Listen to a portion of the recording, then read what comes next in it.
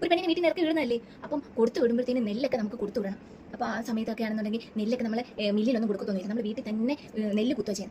ഞാൻ 28 കഴിഞ്ഞപ്പോഴത്തേനും നെല്ല് കുത്തി എൻ്റെ കൊച്ചിന് കൊണ്ടുപോകാനുള്ള സ്ത്രീധനത്തിന് നമുക്ക് അതൊക്കെ കൊടുക്കണ്ടേ. അപ്പോൾ അതെല്ലാം സെറ്റ് ചെയ്തു. എന്നിട്ട് ഞാൻ ഇങ്ങനെ നടക്കുന്നില്ലേ.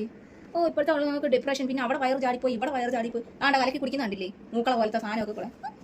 ഒക്കെ അതിനെ കൊച്ചു ഇതൊന്നും കഴിക്കില്ലെന്നേ. എന്താ ഇത്? എന്തോന്ന്?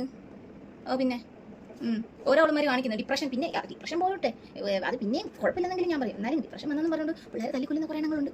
പിന്നെ വേറെ കുറേ എണ്ണം കണ്ടില്ലേ, ഇന്നലത്തെ ന്യൂസ് കണ്ടില്ലായിരുന്നു കൊച്ച്. നല്ല തങ്കക്കൂടം പോലത്തെ കൊച്ചിനെയാണ് അവള് കമനല്ല അവളുടെ 2 കെട്ടിയാണ് രണ്ടും കൂടെ തല്ലിക്കൊന്ന് കളഞ്ഞത്. ഇതൊക്കെ പറ്റത്തില്ല. പിന്നെ എന്തിനാ ഉണ്ടാക്കാൻ പോകുന്നത്? കൊച്ചിനെ നോക്കാൻ പറ്റത്തില്ല, കൊച്ചുങ്ങൾ ഉണ്ടാക്കരുത്.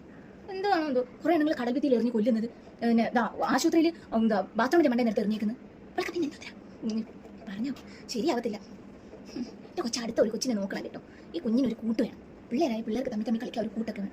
എന്തോന്ന് കരിയർ കൊച്ചെ, അതൊക്കെ നിങ്ങൾ ഈ പിള്ളേരെ നോക്കി കഴിഞ്ഞിട്ടുള്ള സമയമില്ല. ആ സമയത്തൊക്കെ ഇരുന്ന് അങ്ങ് പഠിക്കണം. രാവിലെ അവനങ്ങ് സ്കൂളിൽ പോകത്തില്ലേ. ഇപ്പം രണ്ടാമത്തെ ഒരു കൊച്ചു വന്നു കഴിഞ്ഞാൽ അതൊരു 2 വയസ്സ് വരെ സമയമില്ലേ. അത് 2 വയസ്സ് വരെ അത് അവിടെ കട്ടിൽ കിടത്തുന്നിടത്ത് അങ്ങ് കിടക്കും. എന്തോന്ന് ഉറക്കം? കൊച്ചുറങ്ങുന്ന സമയത്ത് അങ്ങ് ഉറങ്ങണം. അപ്പം അങ്ങ് നമുക്ക് ഉറക്കം വരും. എടാ അതൊക്കെ നമ്മൾ മാനേജ് ചെയ്യണ്ടേ. നമ്മൾ ജീവിതത്തിൽ എല്ലാം കിട്ടണമെന്ന് പറഞ്ഞാൽ അങ്ങനെ കിട്ടത്തൊന്നുമില്ല. നമ്മൾ കുറേയൊക്കെ എല്ലാ കാര്യങ്ങളും അങ്ങോട്ടും ഇങ്ങോട്ടൊക്കെ മാനേജ് ചെയ്തിട്ടൊക്കെ വേണം ജീവിക്കാൻ. നമ്മൾക്ക് ആരും ഇല്ലാതെ സഹായിക്കും. പിച്ചയ്ക്കില്ലേ നിനക്ക് സഹായിക്കാൻ? അമ്മയുണ്ട്, നിന്റെ അമ്മയുണ്ട്. കുറച്ച് നാൾ വേണമെങ്കിൽ അവർക്ക് ഇവിടെ വന്ന് നിൽക്കാലോ. അവർക്ക് നോക്കാം. അല്ലെങ്കിൽ നിന്റെ അമ്മായിമ്മയാണ്, നല്ല തങ്കപ്പെട്ട അമ്മായിമ്മയാണ്. അവർ നിന്നെ സഹായിക്കില്ലേ? എല്ലാവരും നിങ്ങൾക്ക് നോക്കി തരികയല്ലേ, അങ്ങ് വളർത്തി തന്ന് അങ്ങ് വിടുവല്ലേ. നിങ്ങൾക്ക് അത്രയും പാടില്ലല്ലോ. കരിയറൊക്കെ എങ്ങനെയാണെങ്കിലും ഉണ്ടാവും. പിന്നെ ഒരു PSC പരീക്ഷ എഴുതാൻ പോകുന്നതിന് എന്തോന്ന് കരിയർ?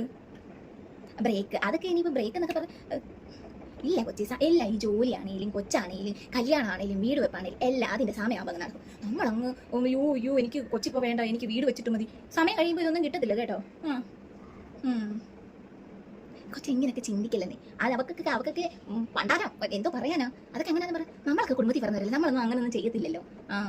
ഒരു ഡിപ്രഷനും ഒന്നുമില്ല. കൊച്ചിങ്ങനെ വെറുതെ ഇരിക്കുമ്പോൾ കൊച്ചിന് തോന്നുന്നതാ. ഇത്തിരി അവിടെ നിന്നിട്ട് എന്തെങ്കിലുമൊക്കെ ജോലി ചെയ്യുമ്പോഴത്തേനും അതൊക്കെ അങ്ങ് മാറുന്നേ. കരിയറൊക്കെ അങ്ങ് വന്നോളൂ.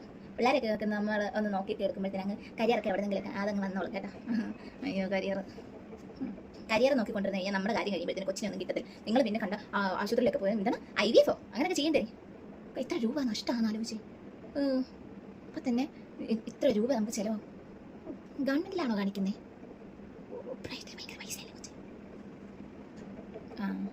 ചെയ്യിപ്പൊന്നും വരത്തില്ലല്ലേ. ശരി, ഞാനേ ഉച്ച വരുമ്പോൾ പറഞ്ഞാൽ മതി വന്നെന്ന്. അല്ലേ വേണ്ട, ഞാൻ വിളിച്ചോളാം.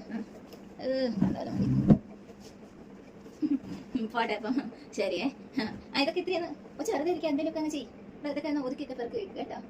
അയ്യോ ശരി.